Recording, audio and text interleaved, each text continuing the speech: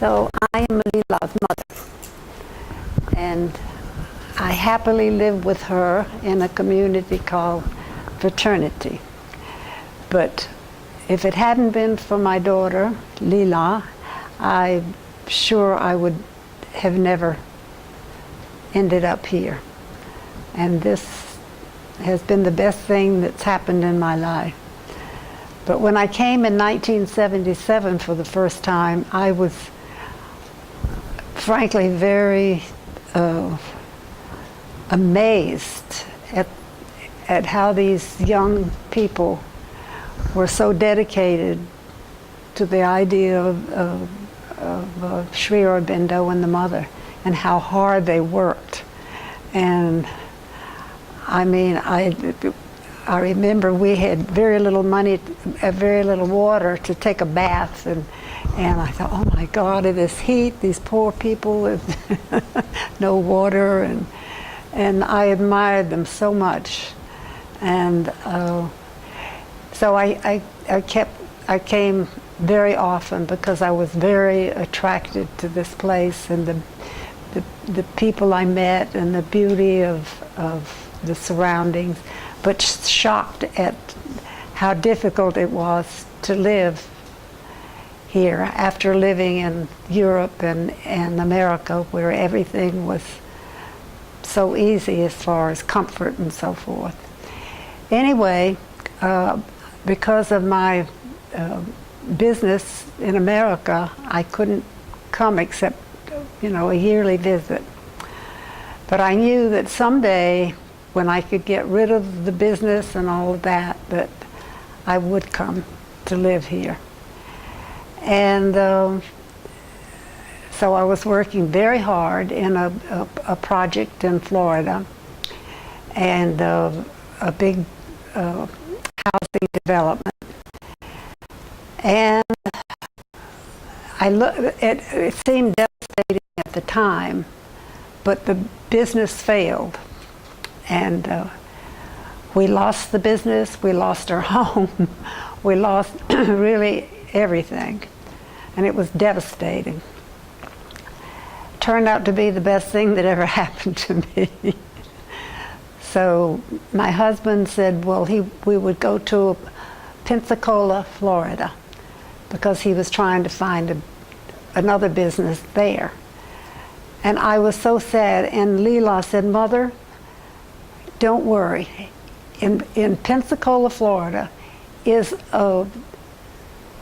an outstanding Sri Aurobindo center run by Rand Hicks, who just changed my life.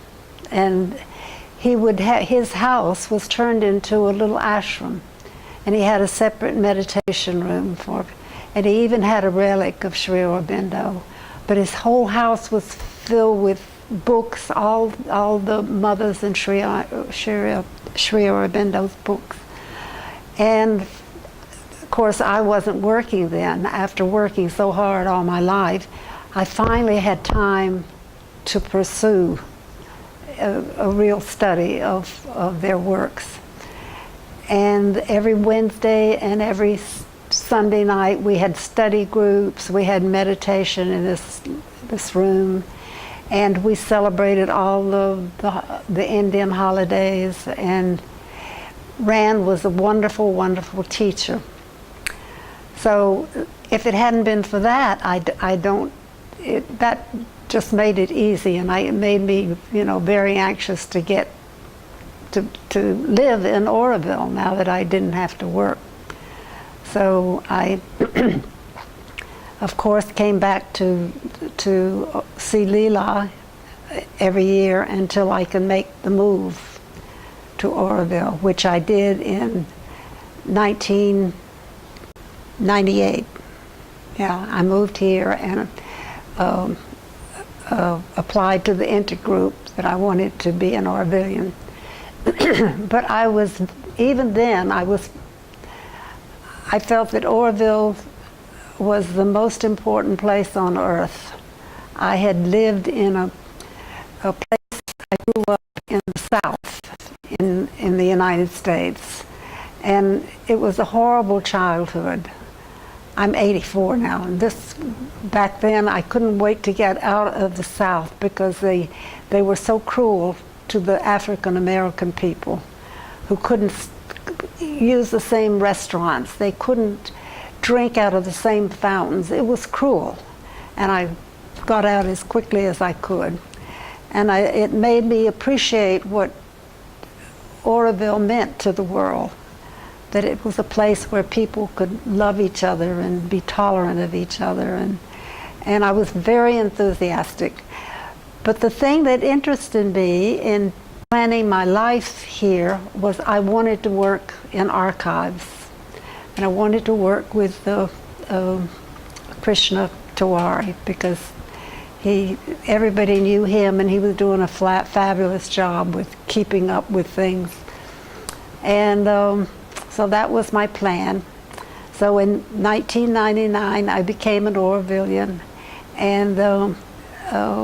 but I first needed to study more. So I studied with Shraddhavan at the Savitri Bhavan, and I was doing some oral histories for the archives, and that was very interesting.